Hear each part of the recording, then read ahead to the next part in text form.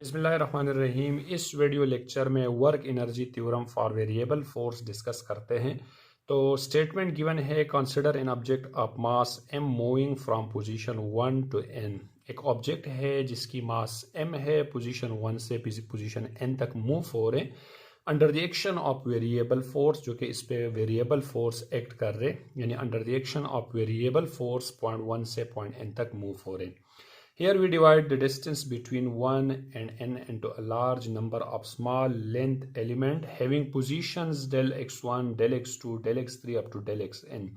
Point 1 से लेके point n तक जो डिस्टेंस है इसको a large number of small length elements पे डिवाइड किया है, जिसकी position del x1, del x2, del x3 up to del xn है। And v1, v2, v3 up to vn represent the velocities of an object at this position। यानी ये जो v1 है, v2, v3 up to vn represent जो कर रहे, यानी velocity of an object इस पोजीशन पे। जैसे कि पार्टिकल यहाँ पर है, ऑब्जेक्ट यहाँ पर है, तो इसकी वेलोसिटी v1, फिर इस तरह से पॉइंट 2 पे इसकी वेलोसिटी v2, इस तरह से v3 और लास्ट पे भी vn, और इससे 1 बिफोर जो है ये वेलोसिटी बराबर होगा vn माइनस 1 के इक्वल होगा। The work done due to del x1 as given by. अब ये जो del x1 है यानी 1 और 2 के बीच में जो वर्क डन है ये बराबर होगा बाय वर्क एनर्जी थ्योरम। जैसे कि वर्क एनर्जी थ्योरम हमने पढ़ा है कि वर्क एनर्जी थ्योरम के अंदर ये जो वर्क है ये वर्क बराबर होते हैं, यानी वर्क इज इक्वल्स टू यानी चेंज इन काइनेटिक एनर्जी के इक्वल होते हैं, डेल काइनेटिक एनर्जी के इक्वल होते हैं।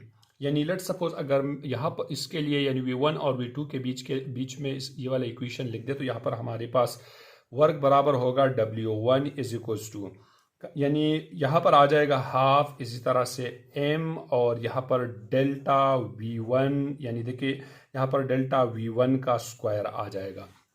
और डेल्टा v1 का मतलब ये है कि v2 माइनस v1। तो इस इक्वेशन को हम यूँ भी लिख सकते हैं कि w1 इज इक्वल्स टू, ये बन जाएगा हाफ m, यहाँ पर v2 का स्क्वायर माइनस v1 का स्क्वायर आ जाएगा। अब जैसे कर हम 1 और 2 इसके साथ मल्टीप्लाई कर देते हैं, या इस इक्वेशन को अगर हम लेट्स सपोज यू कंसिडर कर देते हैं कि ये है हमारे पास work done an object from point 1 to 2, यानी पॉइंट 1 और 2 के बीच में जो वर्क डन है, लेट्स सपोज ये वाला इक्वेशन हमारे पास बना। अब सिमिलरली अब अगर हम बाकी जो वर्क डन है इसको कंसिडर कर देते हैं कि work done due to del x2 as given by, तो ये बराबर होगा w2 is equals to 1 over 2 m/2। यहाँ पर जैसे कि v2 माइनस v1 का स्क्वायर, तो यहाँ पर v3 का स्क्वायर माइनस v2 का स्क्वायर आ जाएगा। इस तरह से w3 बराबर हो जाएगा यानी हाफ m, यहाँ पर आ जाएगा v4 का स्क्वायर माइनस v3 का स्क्वायर आ जाएगा। और इस तरह से हमारे पास हमने large number of length elements पे डिवाइड किया है टोटल डिस्टेंस को। जो लास्ट पॉइंट होगा यानी wn जो है ये बराबर होगा यानी हाफ, इसी तरह से m। लास्ट पॉइंट है हमारे पास vn का स्क्वायर, और लास्ट से जो एक पॉइंट बिफोर है ये vn माइनस 1 का स्क्वायर इसके इक्वल होगा। अब हमने हर एक पोर्शन का वर्डन हमें मालूम हुआ। अब इस टोटल वर्डन अगर हम यहाँ से निकाल दें तो total work done is given by, तो टोटल वर्क डन यहाँ पर बराबर हो जाएगा total work done is given by, done is given by. तो टोटल वर्क इस पॉइंट 1 से पॉइंट n तक बराबर होगा, यानी wt इज इक्वल्स टू, ये बराबर होगा wt is equals to w1 plus w2 plus w3 to टू wn आ जाएगा। अगर इसके अंदर हम वैल्यूज़ रिप्लेस कर देते हैं पुटिंग वैल्यूज़, तो हमारे पास आ जाएगा, यानी ये आ जाएगा हमारे पास wt इज इक्वल्स टू, अब w1 की वैल्यू है जैसे कि हमारे पास 1 ओवर 2 m/2 v2 का स्क्वायर माइनस v1 का स्क्वायर। इस तरह से w2 का वैल्यू था यानी प्लस 1 ओवर 2 m/2 v3 का स्क्वायर माइनस v1 का स्क्वायर प्लस 1 ओवर 2 n2, यहाँ पर m मल्टीप्लिकेशन है m/2 v4 का स्क्वायर माइनस v3 का स्क्वायर। इस तरह से पॉइंट्स आ जाएंगे डॉट डॉट, और लास्ट में 1 ओवर 2 m/2 vn का स्क्वायर माइनस vn माइनस 1 का स्क्वायर इसी तरह से आ जाएगा।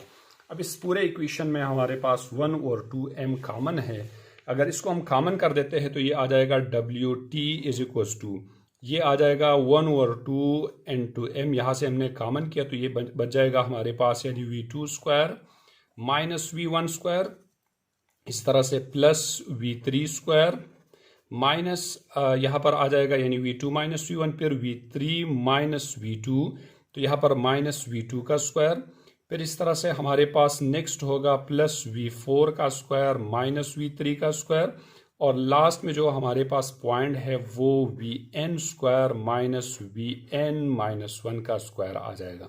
तो इसमें से जैसे कि हमारे पास ये जो V2 है ये इसी तरह से प्लस V2 है, और ये माइनस V2 ये दोनों कैंसिल हो जाएगा, ये plus V3 minus V3 cancel हो जाएगा, इस तरह से प्लस V4 और यहाँ पर प्लस आगे जो है माइनस V4 होगा, ये इसी के साथ कैंसिल हो जाएगा।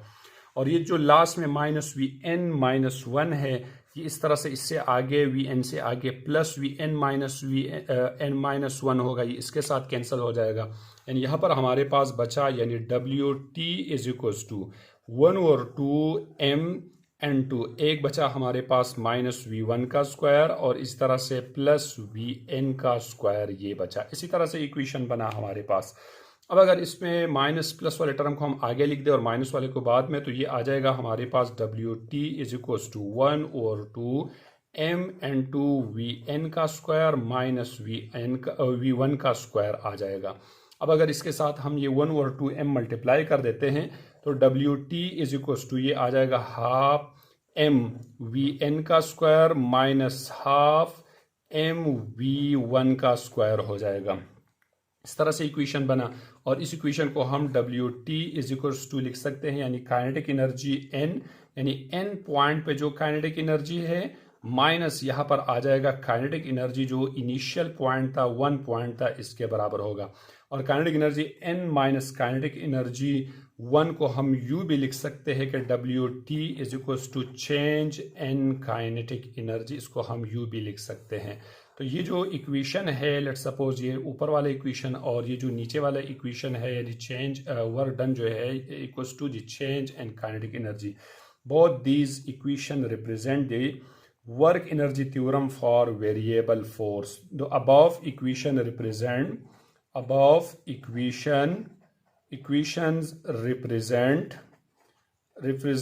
the work energy theorem, यानी ये है हमारे पास work energy theorem for variable force, यानी variable force के लिए हमारे पास work energy theorem। तो ये था concept of work energy theorem for variable force. Allah Hafiz.